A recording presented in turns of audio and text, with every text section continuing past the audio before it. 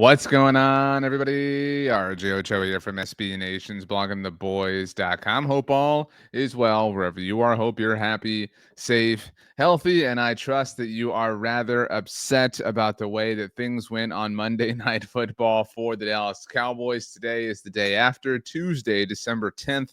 2024. Merry Christmas, happy holidays, happy New Year to you and yours. It's a fun time of year, even though the Dallas Cowboys are pissing us off. If you like what I'm doing around here, please subscribe to the Blog and the Boys YouTube channel. That makes me very happy. That helps out in ways that you can't even imagine. If you like what I do in other places, you can follow me on social media, Twitter, Instagram, Threads at RJ Ochoa, TikTok, RJ.Ochoa.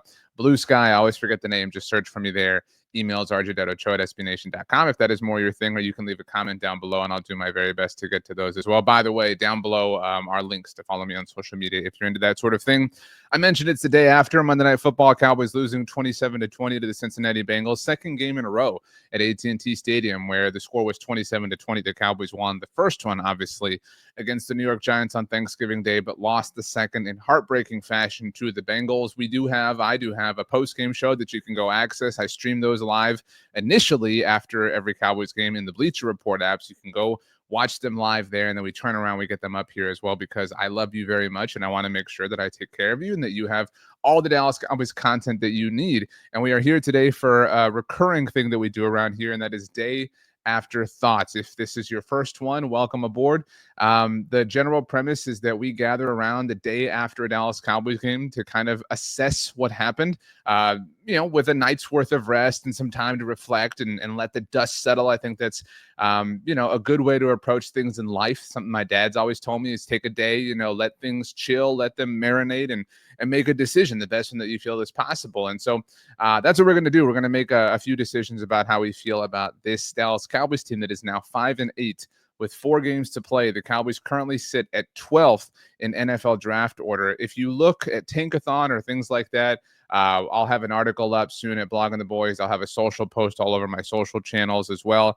If you're confused why the Cowboys are behind meaning further down the draft order than the New Orleans Saints or the Cincinnati Bengals, because the Cowboys lost to those two teams. Strength of schedule is the tiebreaker in question, and the Cowboys lose relative to what we care about in this sense, that tiebreaker, to both the Bengals and the Saints. The Cowboys, like I said, have 4 games left, and they have 1 left against a team that is in front of them in the draft order, and that's on Sunday afternoon against the Carolina Panthers. But let's get to my day after thoughts. You can read these at bloggingtheboys.com. They'll be out a little while after I'm recording this. It's 4:30 p.m. Central Standard Time for me on Tuesday. So you can check this out, sometime Tuesday evening, Wednesday morning, whenever you're getting a chance to watch this video. Let's close this ad. So you're getting, last time I had a technical issue. It's been a technical kind of problem maze for me lately, but technical issue, couldn't quite show you this. This is what it looks like before the article goes out across our SB Nation network. But that being said, my first thought, it's 3 thoughts if this is your first time around here. And if so, that would highly offend me. But it really is difficult to contextualize just how bad this season is. And what I think needs to be said is I enjoyed the last 2 wins that the Dallas Cowboys had. And I think that you enjoyed, on some level, the last 2 wins, the last 2 games before Monday night that the Cowboys played. I think it's okay to say that we enjoyed them. They were fun. That's why we follow. That's why we support. That's why we like, is to have fun rooting for our favorite team. And watching the Cowboys win on Thanksgiving Day, it will never be old. I talked about that in the post-game show then, and several videos and several things after the fact. And seeing them win at Washington the way they did, the chaos of it all, what with the Cavante Turpin stuff and the Wanye Thomas thing, and I have some thoughts on that in a moment. But I mean, I do feel like that kind of, you ever get told to I had a roommate, and he was a bit of a messy person, and still loved him, right? I'm a bit clean in the way I like my things, and we all have our things, and he was a bit of a messy person, and we would kind of jokingly talk about that, like, how'd you become this way? How you, RJ, become so clean and like things the way you do? I'm an only child, maybe that's what it is, I don't know, but either way, I remember his sister coming to visit us and talking about one time when they were kids, and when they were kids, their mom said they were going to go somewhere, and that whoever cleaned their room first or best or whatever got to ride in the front seat. And when you're a kid riding in the front seat, there's nothing better, right? You call shotgun, whatever the case may be. But in this specific instance, my old roommate's mom said whoever cleaned their room first or whatever it was, they earned the right. And my friend's sister, my roommate's sister, she talked about how he went into his room and he didn't actually clean anything in terms of putting it away, right? He just went and pushed everything against the walls, right? She said, they were kids, but she remembered this pretty vividly. She said that it was just like everything lined up on the floor, like the baseboards type thing. And that the middle of the room looked clean, but nothing was actually put away. And I feel like that's what these last two games before Monday night were like for the Cowboys, right? They pushed away all the junk, all the all in and the contract extension stuff and the forcing, old players down our throat and the bad play calls. They just pushed it out of the way, and we rode shotgun for 2 games, and it was fun. All right, I had a good time, but it's over now, and we still have to put all the toys or the things away, whatever, to kind of finish the analogy. And I think that what's frustrating is they played well enough to win on Monday night, right? They played well enough to win, and that's just kind of, you could pick the microcosm of this season, which moment it's been, but I think that Monday night was a really good example with the block punt and the Nick Vigil and the Amani Oruwariye touching it and all sorts of things. I mean, like, that truly is this year, this is a Murphy's Law team, right? Like, when you think that they have hit rock bottom, they will find a way. And I've said this before in different ways, and I'll repeat it again. I'll ask you the question. I would be curious to hear your answer. At what point have you had fun? Seriously, like, at what point have you had fun in 2024 as a Dallas Cowboys fan? Because I don't think that there are a lot of answers. Maybe your answer is Kevontae Turpin's kickoff return at Washington, even though it still got crazy after that. Maybe it's his punt return at Cleveland. Maybe it's the Jalen Tolbert game-winning touchdown against Pittsburgh. Maybe it was Dak Prescott getting his extension. Maybe it was CeeDee Lamb getting his extension. I know some of you don't feel that way about all of those, whatever. But the list, right? Like if we put together a list, it's like one hand long, right? It's like 5 moments that we're choosing from across all of 2024. And today is December the 10th. Okay. So we have been trapped here. And it's, I feel like we're in Saw and we're at the point where, like, we know what we have to do. Like, the season has to end for us to, like, escape this thing.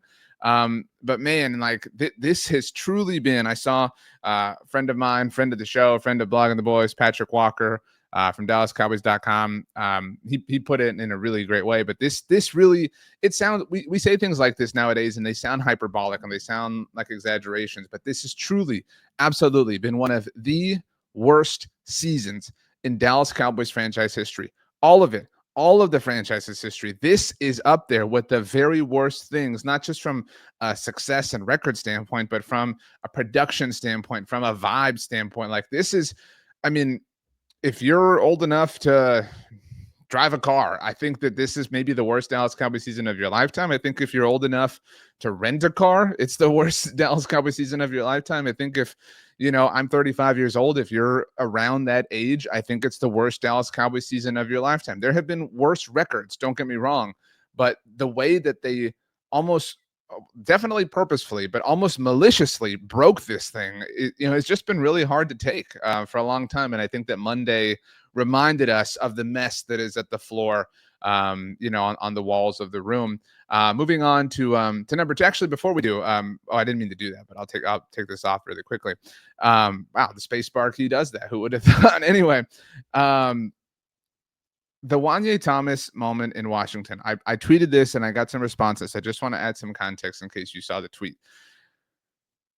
I disagree with what Wanye Thomas did at Washington. I can acknowledge that you and I disagree, and that's okay. I'm not going to go long on this with you. Byron Jones did the exact same thing, basically. It wasn't an onside kick attempt, but he did the exact same thing effectively at Washington as well 7 years ago in 2017. I wrote this huge article about it, and you can even see in that moment, in that play that I'm talking about, Sean Lee telling Byron Jones to go down, but he doesn't. He goes and he scores, and you get the same responses, right? Like, oh, dude, let him score, let him have his touchdown, blah, blah, blah. That's fine. Okay, I'm not here to relitigate that situation. But what I am here to say is that I think even if you are someone who is fine with what Wanye Thomas did at Washington, even if you feel like, dude, let him score a touchdown, again, we can disagree, that's fine. But even if you're somebody who feels that way, I think that you can say to yourself, and I touched on this in the postgame show, but I think you can say, I'm okay with what Wanye Thomas did, but I understand that it's not technically the right thing, but ultimately it doesn't really matter. You agree with that. I think that you do. So if we can agree that it was technically the incorrect thing, I think if you asked John Fossil or any special teams coordinator, they would say it was the incorrect thing. Then when you look at what happened with Amani Oruwariye, and I know that they had a punt return called and it just worked out that way and all this kind of stuff, but a basic flub of fundamental rules.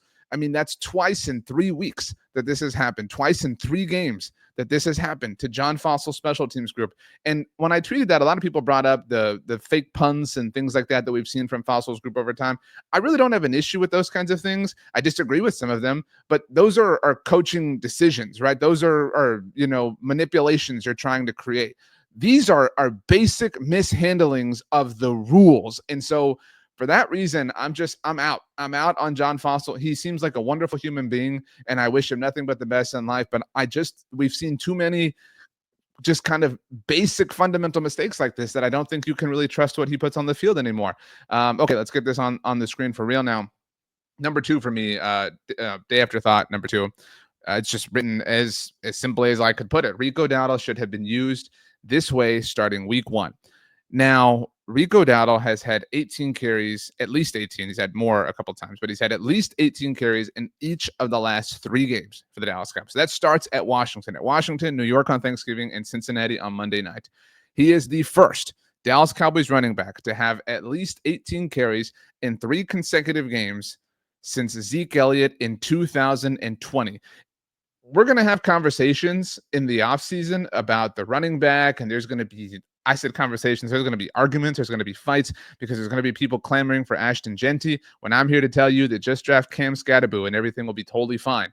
But that being said, this Cowboys run game has been broken for some time. This isn't something that broke, this season. And I don't mean to offer this statistic as, oh man, it's been broken since 2020, but it has been. And it's not necessarily been broken, but it hasn't been successful. And it's been okay that was the case, because the passing game was so wonderful from 2021 through 2023 that it really didn't totally matter. And that Tony Pollard was contributing in the passing game, obviously. But I mean, when you think about it that way, if you are somebody who cares about establishing the run, I'm not going to get deep into that kind of thing, but it had been over 4 years, just about 4 years, actually, over 4 years since this had happened.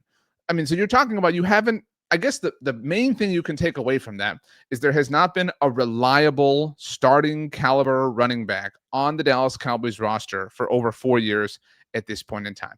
I think that's fair. Have there been good players at the running back position? Absolutely. Have there been good, great, if not elite moments since then, from 2020-ish on? Absolutely. Tony Pollard in 2021, 2022 specifically was dynamic. But all that being said, there has still not been a dependable, reliable person who the Cowboys can count on in the running game until now. Now, I'm not here to say, oh, Rico Dowdle's the future. He absolutely has to be the primary running back next year. He should totally be around. The Cowboys should totally get ahead on an extension on him right now, but that would certainly not be the way that they like to operate. But my point is that they have to find that person.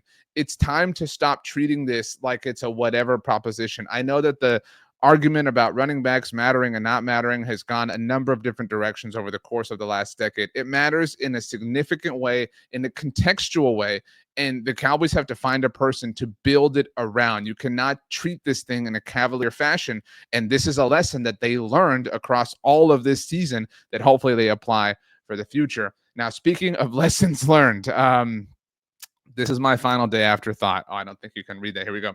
The Micah Parsons extension talk is just around the corner from all of this. That's my third thought. So, by the way, and I did touch on this in the postgame show as well, I don't really have any issue at all with Micah Parsons storming off or whatever you want to call it. I love the passion. I, respect that Micah wants to win, and I will live with that. I will choose that side of the coin, certainly, if I'm given a choice. And so that being said, if the Micah extension is not done by April, let's say. That's actually being a bit generous. But if the extension is not done by April, then we are doomed. I mean, like truly and completely doomed. Because you would think right now, to be fair, you would have thought that the Cowboys would have learned their lesson with the first long-term extension talks with Dak Prescott, with how they lost and the franchise tag. You would have thought they would have learned from that and applied, the lesson learned relative to the most recent contract extension that he got, but they didn't. Okay, fine, whatever. But if the Cowboys do not get this Micah thing done, they will have learned absolutely nothing over the chaos and the dysfunction that was last offseason. The fact that they let both the Dak and CD deals effectively reach their own individual 11th hours. They've already burnt some time on the Micah extension by not getting it done last offseason. So if they do not get this thing done ASAP, it will prove to us, overwhelmingly prove to us, that they are really not that interested. All the things you want to say about how they only care about making money and all this kind of stuff, I won't be able to, I can't anyway, but I won't be able to refute that, because I think we all on some level deep within us want to believe that they have sat down and said, we messed up. We really messed up with how we handled this, and we're going to be better moving forward, right? Like we want to believe that so badly. I don't think we're willing to let ourselves believe it for obvious reasons, but we want to believe it nonetheless.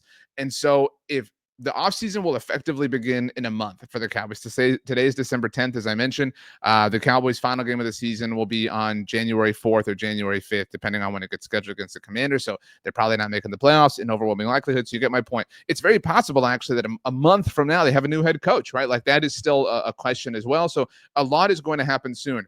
And that head coach, if it is a new person, and in that world, in that hypothetical, in their introductory press conference, they're going to be asked, what do you want about Micah Parsons? They're going to say, yeah, I want him around. And then that's going to be a thing. Remember, during Mike McCarthy's introductory press conference in 2020, Dak Prescott was entering contract extension talks for a second offseason with the Cowboys. They didn't get it done. They franchise tagged him. He got hurt, all that stuff. You know the story a million times over by now.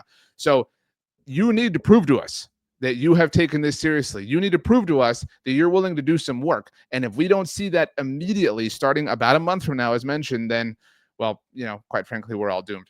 I wrote about this as well, but I did just want to say this. Be on the lookout, because we're getting near the time where the NFL is going to have to decide if they want to flex out next Sunday's Dallas Cowboys game on Sunday Night Football. Next Sunday, December the 22nd, the Cowboys are set to host the Buccaneers. That's the current schedule. That will happen, but it's currently set to take place on Sunday Night Football, the final game of the day. Final game of an incredible weekend, by the way, with the college football playoff starting and all this stuff. Imagine not having a bye. I mean, seriously, imagine not having a bye in the first round of the college football playoff. I mean, I cannot imagine that. Forks up, baby. But that being said, the league will have to decide very soon if they want to flex out of that Sunday Night Football game. So be on the lookout for that potential news. But for now, that's about it. I'm going to bid you adieu, because I hear the dogs making a bit of a mess in my house. This was Day After Thoughts following the Dallas Cowboys loss to the Cincinnati Bengals. Once again, my name is RJ. Oh, actually, before I fully leave, I did want to thank my friends at Homage for hooking me up with this Homer Simpson t-shirt. Look at this. We all saw the Simpsons Altcast on Monday Night Football. It's Christmas time, so if you're looking for a gift, obviously, I cannot recommend Homage products enough. I have a number of them. I'm a paying customer. I love what Homage has to offer. So if you need a Christmas gift idea for a Cowboys fan, I know it's a down season, but we all know a Cowboys fan who wants the merch for Christmas. It's just we all have that same thing wrong with us. It's why we're all here, people. But thank you to Homage, and shout out to The Simpsons. I had never seen an episode of The Simpsons until last week, so I've watched a few, and I'm here to say it's a pretty good show. I think it's going to stick around for a little while. So my name is RJ Ochoa, everybody. Thanks so much for your time. Thanks so much for your attention. I will see you soon enough. We have a few more things planned as the week unfolds, as the Cowboys get ready to visit the Carolina Panthers. So yeah, with all that being said, let's go ahead and get out of here. Thanks so much, as always, for hanging out. And anything else? Anytime. I mean, I don't think so. In fact, I know. But let's go ahead and let's get out of here. Thanks so much, everybody. Have a great time. Have a great day. And we will see you next time.